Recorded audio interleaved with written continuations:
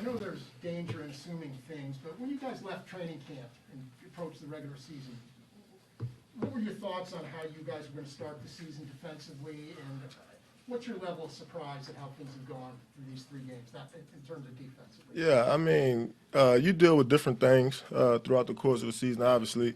Coming into training camp, we had a couple points of emphasis, the things that we really wanted to get better at, things that we worked on getting better at. It hasn't really gone our way. We're not necessarily disappointed or discouraged. We know that there's just a lot more work for us to, do. So just constantly trying to pull the group together, keep the group together. I think that's the most important thing.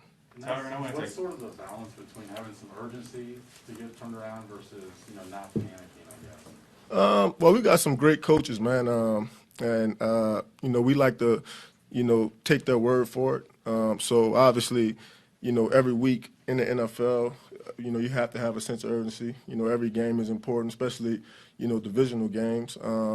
But you just got to keep chipping away, man. You can't necessarily change the things that has happened. You just got to paint a clearer picture of, how you want things to go, going forward.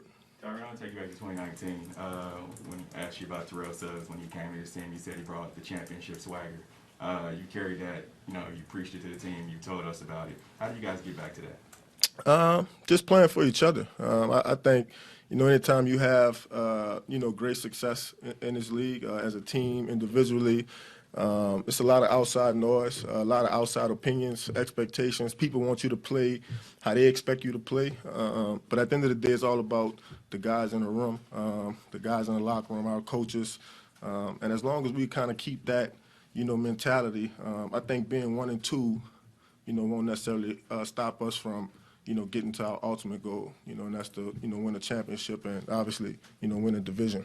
I remember as one of the leaders on the team, when you go back and you look at the film, especially the last 3 games, what's the conversation like, not only in the field room, but in the locker room, on how you all can improve and limit the mistakes that are being made? Yeah, I think, mostly when we watch the tape, obviously, you're playing against other NFL players. They make plays too. They get paid too. But anytime you miscommunicating or, you can't get lined up, you beating yourself pre-snap, that's the things that are in our control, getting lined up, communicating the right way. And so as long as we could continue to correct those things, I think our defense it's amazing. Everybody has to be on the same page, but once we're able to kind of not beat ourselves pre-snap, I think we could play good defense. How common is that, Tyrann? What you just mentioned, the pre-snap stuff, how common of a problem has that been for the first? I mean, it's come up, a couple times throughout the course of each game, this season. So, and I think that mostly falls on the players that's out there. That's not necessarily coaching or anything like that. You have to stay focused, throughout the course of the game, and especially in the secondary. Anytime you miscommunicate or you take a false step, those plays are explosives. So we just got to be really conscious of that. I'm guessing you played against Josh Gordon somewhere along the line? Maybe. I can't really remember. Well, how do you look at practice yesterday? I mean, he kind of reminds me of Calvin Johnson, just the way he's built. I mean, the guy looks like, one of those kind of guys that, you see 2 people on him, you still throw the ball to him. So, and I mean, we're really just looking forward to seeing what he could come in and really bring to the team. Obviously, everybody in the locker room got a great responsibility to continue to encourage him and push him in the right direction. But from what I've seen, he's a hell of a football player. Someone that is not Calvin Johnson, former Heisman Trophy winner, Devontae Smith. What have you all seen on film that gives you all cause for pause? Yeah, I mean he's a playmaker. They put him in positions to really make plays. I played against this head coach when he was in Indianapolis, and they kind of use him the same way they use T.Y. Hilton. So they're going to create opportunities for him to get the ball. Obviously he's an explosive player, and I think the best way to handle those guys is to, play press man on them, disrupt them at the line of scrimmage, kind of make their day frustrating. Tyrann, based upon the miscues you're saying that they're pre-snap and maybe like a misstep, how quickly fixable do you think then is the defense? I think it's quickly fixable, man.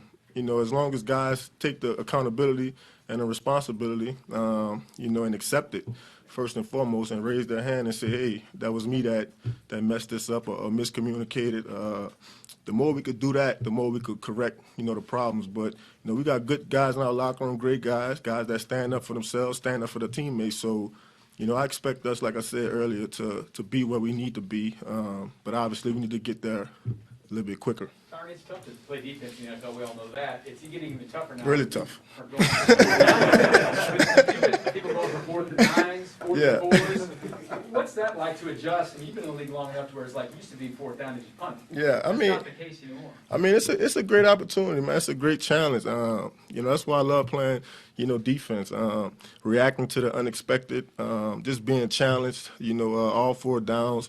And us as a defense, we have to accept that, you know, challenge. You know, anytime it's 4th and more than 1 yard, you know, I feel like we should be able to win those downs.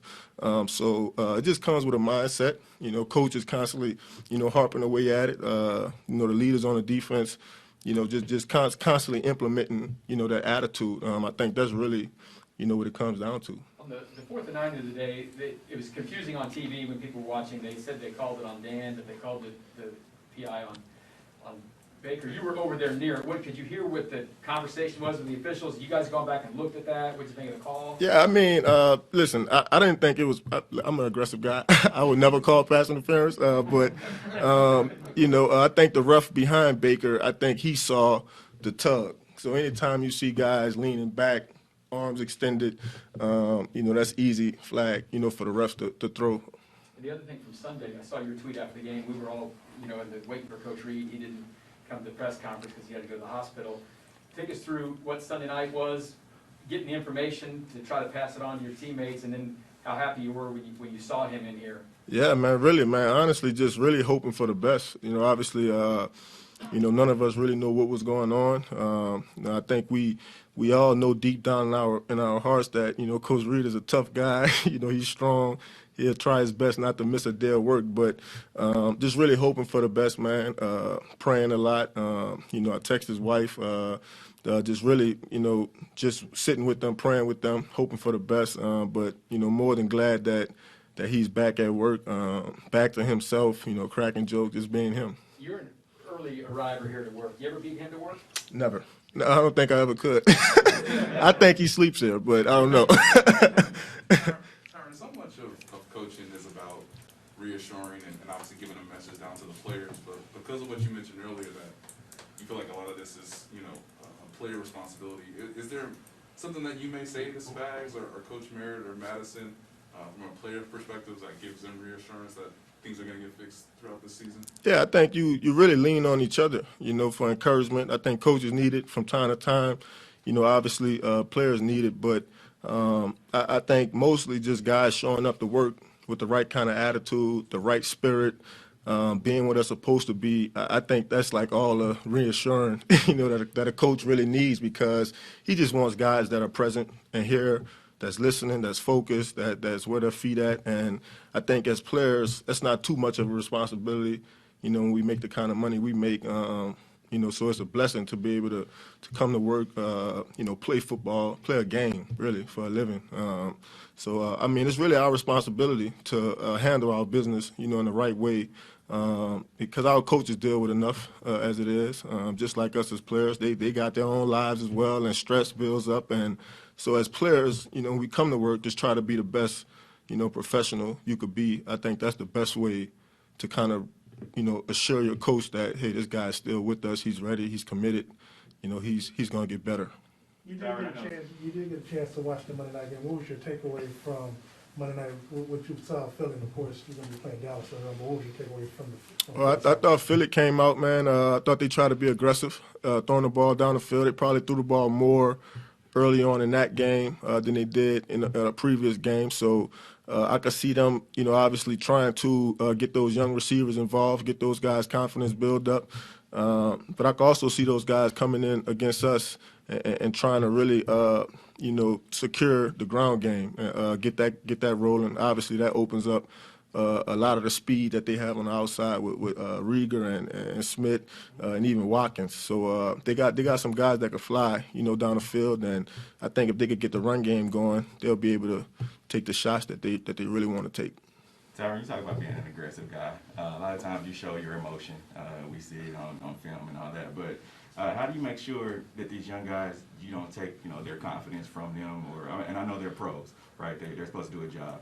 But being that aggressive guy, and sharing Spags' message on the field, how do you make sure that they still are in tune and have that same mentality? It's all about approach. You can approach some guys, one way, and other guys you have to kind of, take the back door. So I think as a leader, just being able to understand or differentiate, how to approach people. I think that's the best way to, get through to people. Okay, thanks, Tyrann. Appreciate it.